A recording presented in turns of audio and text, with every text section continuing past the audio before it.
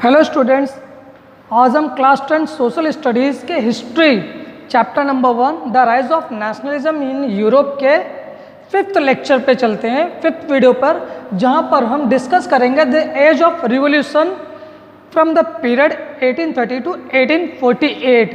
अब the age of revolution ये क्या था? जैसे मैंने लास्ट वीडियो में बता चुका बेटा, क्या चीज़ है, Napoleon Bonaparte battle of Waterloo में, ठीक है, डिफीट होने के बाद फिर से, ठीक है बेटा, कंजर्वेटिव मोनार्की पूरे यूरोप को कैप्चर कर चुके थे और बार्बन डायनास्टी फिर से रिस्टोर हो चुकी थी। देन लेकिन उसके बाद भी नेशनलिज्म की फीलिंग्स जो थी लोगों के मन के अंदर वो गई नहीं थी। मोनार्की रूलर फिर से रिस्टोर तो हो गया था, लेकिन लोगों के अंदर नेशनलिज्म की फीलिंग एज इट इज़ वैसे ही इमर्ज होकर रही थी। अब यहाँ पर क्या बेटा, लिबरलिज्म मीन्स ऐसे क्या चीज़ें थर्ड स्टेट के, ठीक है, पार्ट 1 में जो लोग आते थे, जो रिचेस्ट पर्सन थे बेटा, जो अब इंडस्ट्रियलिस्ट, प्रोफेशनलिस्ट, टीचर्स, ठीक ना बेटा, ट्रेडर्स, बिजनेसमैन, ये लोग थे बेटा। इन लोगों ने क्या किया बेटा, जिनके अंदर नेशनलिज्म की फीलिंग्स थी, मतलब कौन, जो आपके depress section of the society थे, जो मोनार्की रूलर को बिल्कुल भी पसंद नहीं करते थे। इवन फर्स्ट स्टेट के, सेकंड स्टेट के लोग, किसमें, थर्ड कैटेगरी के, फर्स्ट स्टेट सेकंड स्टेट के लोग जो लोग थे वो सब क्या किए बेटा, इनसे एसोसिएट हो गए, टुगेदर हो गए, किनसे, नेशनलिज्म की फीलिंग वालों के साथ।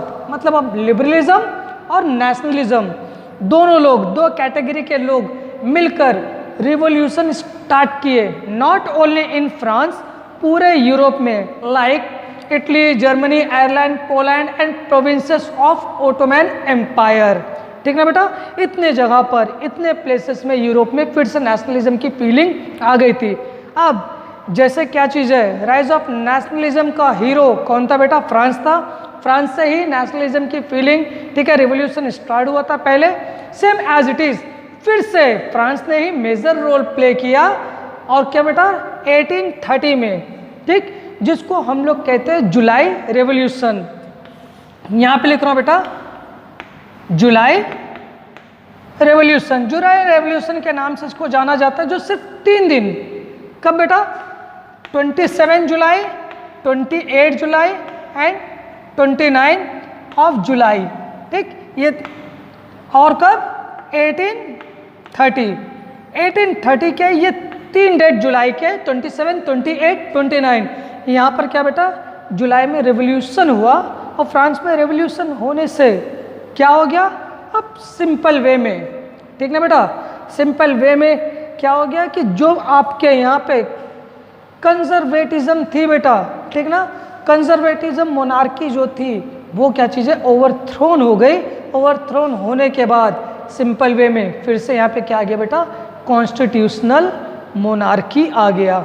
अब रीज़न क्या था ये चीज़ आने का, तो मैं बताता हूँ कि ये रेवोल्यूशन, जुलाई रेवोल्यूशन हुआ क्यों। क्योंकि जितने भी आपके इंडस्ट्रियलिस्ट थे, ठीक है बेटा, वो क्या करते थे, जो इंडस्ट्रियल वर्कर थे उनको रॉ मटेरियल प्रोवाइड करते थे, और रॉ मटेरियल प्रोवाइड करने के बाद उनसे फिनिश गुड्स बहुत ही चीपर रेट पे उनसे परचेज करते थे। और रीज़न क्या हुआ कि वो लोग अपनी डिमांड लेकर कंट्री साइड, ठीक ना बेटा, कंट्री साइड से जो भी, ठीक है ना बेटा, जो आपके सिटीज़ में जितने भी आपके बिजनेसमैन थे, अपर बिजनेसमैन थे बेटा, जो इंडस्ट्रियलिस्ट थे, उनके पास गए और अपनी वेजेस, सैलरी को इंक्रीज करने का डिमांड करने लगे। अब जब नहीं माने तो सिंपल वे में वहाँ पर रिवॉल्यूशन हो गया, और रिवॉल्यूशन होने के बाद क्या हो गया, आपका मोनार्की रूलर हटकर कॉन्स्टिट्यूशनल मोनार्की आ गया। अब ये कॉन्स्टिट्यूशनल मोनार्की होता क्या है, कॉन्स्टिट्यूशनल मोनार्की वो होता है बेटा कि जो पार्लियामेंट के मेंबर्स हैं उनके पास 50% राइट होगा और मोनार्की रूलर के पास 50% राइट होगा। अब मतलब कॉन्स्टिट्यूशनल मोनार्की जब तक अग्री नहीं करेगा, कोई भी rules and regulation monarchy ruler implement नहीं कर सकते हैं। और जब तक क्या चीज़ है, मोनार्की रूलर अग्री नहीं करेगा, कोई भी पार्लियामेंट मेंबर कोई भी रूल्स एंड रेगुलेशन इम्प्लीमेंट नहीं कर सकता है। तो ऐसी क्या चीज़ बेटा, कॉन्स्टिट्यूशनल मोनार्की फ्रांस में आ गई। अब फ्रांस क्या चीज़ है, समझ लीजिए, मोनार्की रूलर से फिर से आज़ाद हो गया। और देन इसके बाद इसी को क्या चीज़ है बेस मानते हुए बेल्जियम में भी क्या हो गया बेटा, रिवॉल्यूशन स्टार्ट हो चुका था और बेल्जियम भी 1830 में, जो कि ठीक ना बेटा नीदरलैंड के कंट्रोल में था, इंडिपेंडेंट हो गया और बेल्जियम एक अलग कंट्री बन गया। अब ठीक ना बेटा ग्रीस की बात करते हैं, जहाँ पर क्या चीज़ है इंडिपेंडेंस के लिए रिवॉल्यूशन 1821 से स्टार्ट हुआ और 1832 तक चला।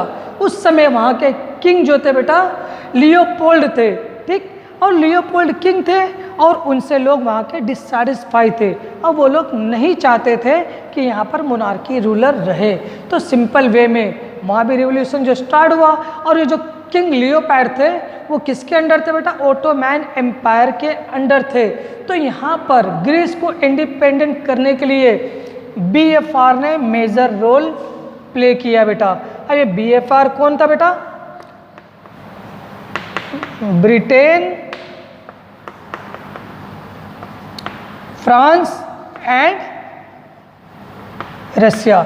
ब्रिटेन, फ्रांस एंड रशिया और ओटोमैन एम्पायर के बीच ट्रेटी ऑफ कॉन्स्टेंटिनोपल साइन हुआ और उस ट्रेटी ऑफ कॉन्स्टेंटिनोपल में ये डिसाइड किया गया कि ग्रीस को एक इंडिपेंडेंट नेशन बना दिया जाएगा। ठीक बेटा, ये था आपका क्या चीज़, द एज ऑफ रिवॉल्यूशन। ठीक, इतनी चीज़ यहाँ पर हो चुकी। देन अब उसके बाद आते हैं, क्या ये जो नेशनलिज्म की फीलिंग थी अचानक से अपने आप आ गई क्या, यह कि टेरिटोरियल एक्सपेंशन और वॉर से आई? ऐसा कुछ भी नहीं है कि जैसे फ्रांस ने क्या किया, नेपोलियन बोनापार्टे के समय टेरिटोरियल एक्सपेंशन किया, उससे किसी के अंदर नेशनलिज्म की फीलिंग नहीं आई थी। वॉर हुए, उससे किसी के अंदर नेशनलिज्म की फीलिंग नहीं आई थी। यह नेशनलिज्म की फीलिंग हमेशा से ही लोगों के अंदर थी और जिसमें क्या चीज़ है बेटा, कल्चर ने मेजर रोल प्ले किया। ठीक ना बेटा, आइडिया ऑफ नेशनलिज्म एमर्ज होने के लिए। कैसे?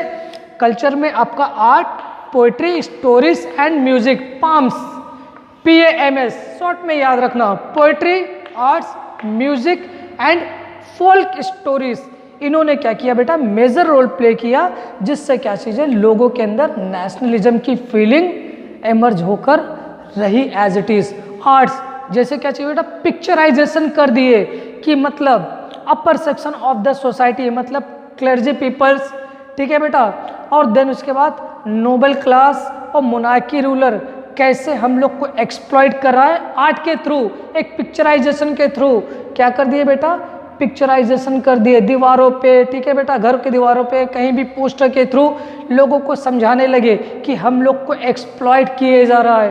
पोइट्री, अब पोइट्री भी ऐसे आने लगी बेटा, पोएम्स, कि जिससे क्या चीज़ है ये पता चल रहा है कि हम लोग, ठीक ना बेटा, नेशनलिज्म की फीलिंग हमारे अंदर रहनी चाहिए और मोनार्की रूलर को हम लोग को बायकॉट करना है। फोल्क स्टोरीज मतलब अपने कल्चर को, ठीक ना बेटा, और अच्छे से बताने लगे कि अगर नेशनलिज्म की फीलिंग आ गई, अगर हमारा कल्चर बच के रह गया तो हमारा कल्चर पहले कैसा था, पहले हम लोग कितने इंडिपेंडेंट थे, क्या क्या एंजॉय करते थे, ये सारे चीज़ स्टोरी के थ्रू बताने लगे।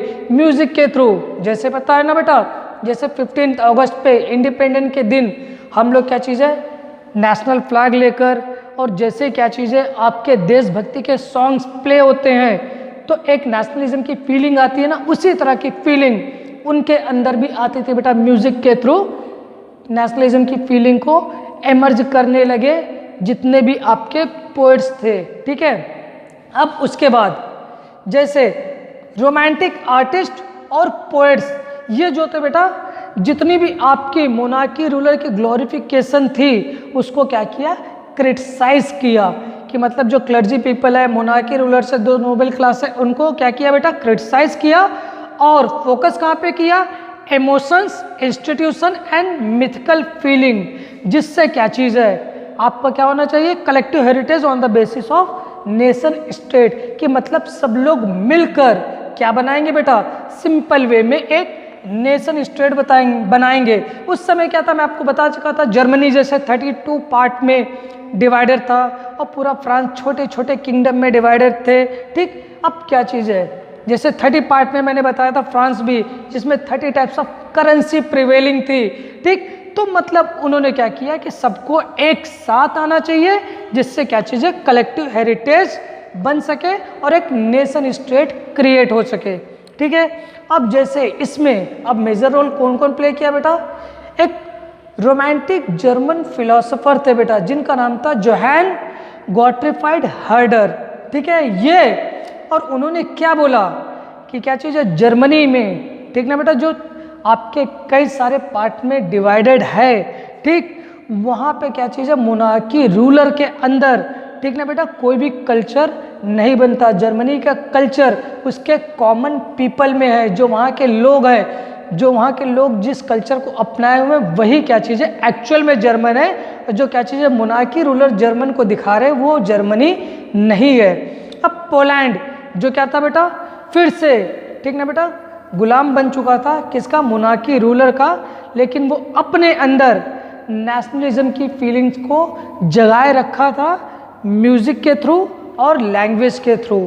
ठीक बेटा, इस लेक्चर में इतना ही।